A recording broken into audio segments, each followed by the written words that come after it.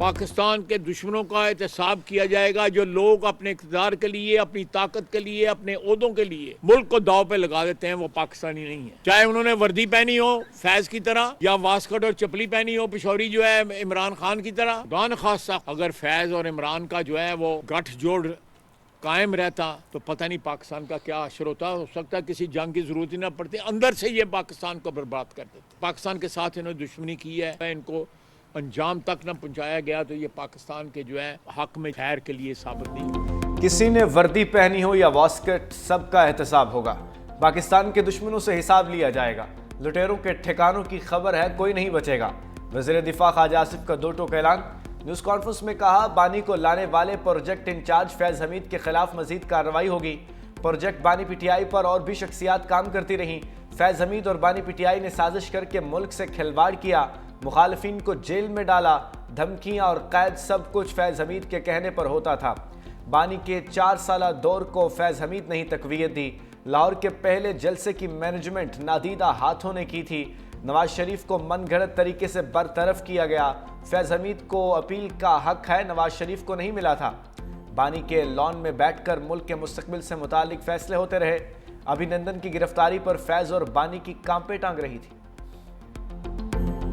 عمران خان کے لیے 9 مئی برپا کیا گیا، اس کے پیچھے بھی فیض کا دماغ تھا، پلاننگ اس کی تھی، جنہوں نے اس ساری ٹریجڈی کو پلان کرنے میں مدد کی، وہ ادارے کے اندر بھی لوگ تھے، لیکن ساری man power P T I کے ورکرز کی جو ہے آج بھی جو سازشی عناصر جو ہے عمران خان کو پراپ اپ کرنے کی کوشش کر رہے ہیں، عمران خان کو دوبارہ اقتدار میں لانے کی کوشش کر رہے ہیں، وہ سارے کے سارے بیج جو ہے وہ فیض نے بوئے ہوئے ہیں۔ 9 مئی واقعات کے پیچھے بھی فیض حمید کا دماغ تھا۔ 9 مئی کو پلان کرنے والے لوگ اندر سے بھی تھے، لیکن man power P T I نے دی۔ آج بھی جو سازشی عناصر بانی کو اقتدار میں لانا چاہتے ہیں، اس کے بیچ فیض حمید کے بوئے ہوئے ہیں۔ فیض حمید اور بانی کے پھیلائے جراثیم کا خاتمہ ضروری ہے۔ پروجیکٹ بانی کا آغاز 12 سال پہلے شروع ہوا۔ بانی اور فیض حمید کا گٹھ جوڑ برقرار رہتا تو شاید ملک اندر سے ہی تباہ ہو جاتا، بیرونی جنگ کی ضرورت ہی نہ رہتی۔ پی ٹی آئی کی لیڈرشپ طالبان کو بھتہ دیتی ہے۔ پی ٹی آئی صوبائی حکومت کہتی ہے کہ طالبان سے مذاکرات کرو، پی ٹی آئی ہی طالبان کو واپس لائی، انہیں پاکستان میں بسایا۔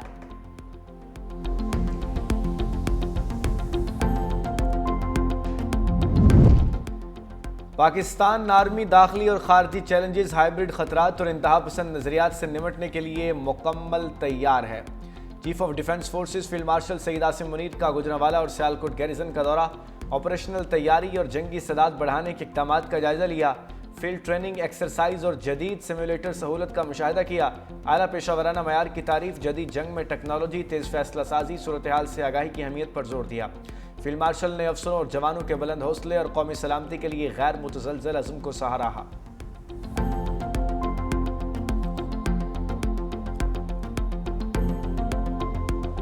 When we took over the reins of this government, our economy was in a very difficult situation. Of course, these were very scary challenges, but we did not lose hope. Through outstanding teamwork, excellent planning and untiring efforts, I can say today with a sense of relief, Alhamdulillah, Pakistan is economically out of woods.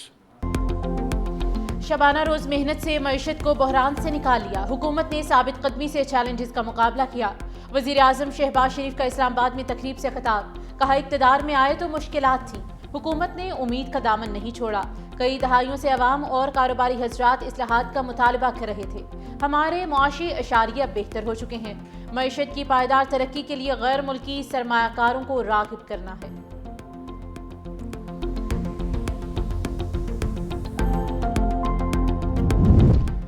سرکاری ملازمین کے احساسے public کرنے کے لیے قانون سازی ہو چکی، معیشت چلے گی تو ملک چلے گا۔ وزیر خزانہ محمد اورنگزیب کا تقریب سے خطاب، کہا المیہ ہے معاشی پالیسیوں میں روز تبدیلی ہوتی ہے، تنخواہ دار طبقے پر اضافی بوجھ ہے، پرائیویٹ سیکٹر کو ملک کو لیڈ کرنا ہوگا۔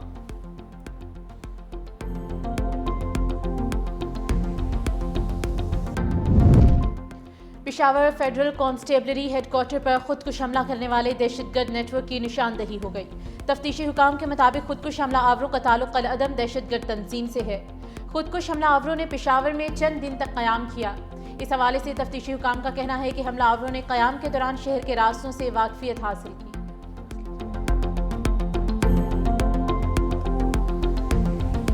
امریکی اسپیشل فورسز کی سری لنکا کے قریب سمندر میں کارروائی۔ بحر ہند میں چین سے ایران جانے والے جہاز پر چھاپہ مار کر دفاعی سامان ضبط کر لیا۔ امریکی اخبار کی رپورٹ کے مطابق دفاعی سامان میں ایران کے روایتی ہتھیاروں کے پرزے شامل تھے۔ رپورٹ میں بتایا گیا کہ ایران جانے والے دفاعی سامان کو موقع پر تباہ کیا گیا۔ ضبط کیے گئے سامان کی نوعیت اور مقدار کے بارے میں فوری طور پر مزید تفصیلات جاری نہیں کی گئیں۔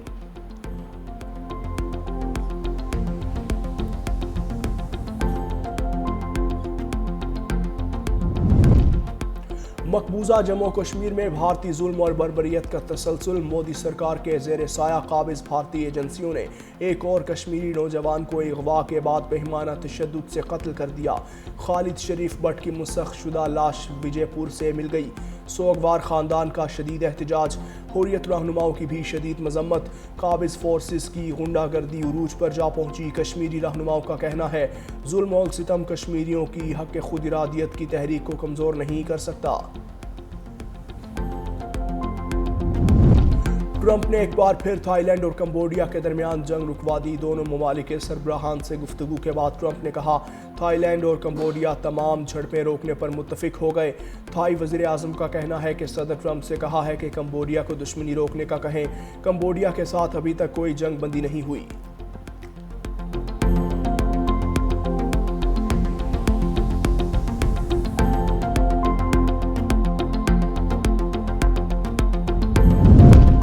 اسرائیل نے پرائمری اسکولوں میں موبائل فون پر پابندی عائد کر دی۔ وزارت تعلیم کا کہنا ہے پابندی کا یہ فیصلہ بچوں پر اسمارٹ فونز کے بڑھتے ہوئے منفی اثرات کو مد نظر رکھتے ہوئے کیا گیا۔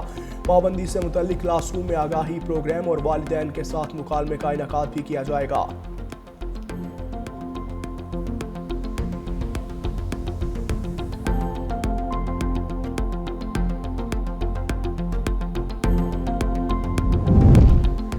یورپی یونین کا روسی اثاثے غیر معینہ مدت کے لیے منجمد کرنے کا فیصلہ۔ سربراہ ای یو خارجہ امور کا کلاس کا کہنا ہے کہ 210 ارب یورو تک روسی فنڈز یورپی یونین کی حدود میں رہیں گے۔ روس کو فنڈز کی واپسی کے لیے یوکرین کو مکمل معاوضہ ادا کرنا ہوگا۔ مذاکرات میں سنجیدگی کے لیے روس پر دباؤ بڑھاتے رہیں گے۔ یوکرین کی طویل مدتی مالی امداد ہماری ترجیح ہے۔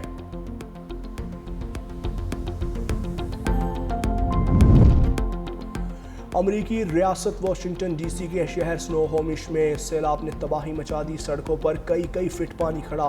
معمولات زندگی بری طرح متاثر۔ متعدد خاندان اپنے گھروں میں محصور ہو کر رہ گئے۔ کشتیوں کے ذریعے گھروں میں پھنسے خاندانوں کو محفوظ مقامات پر منتقل کیا گیا۔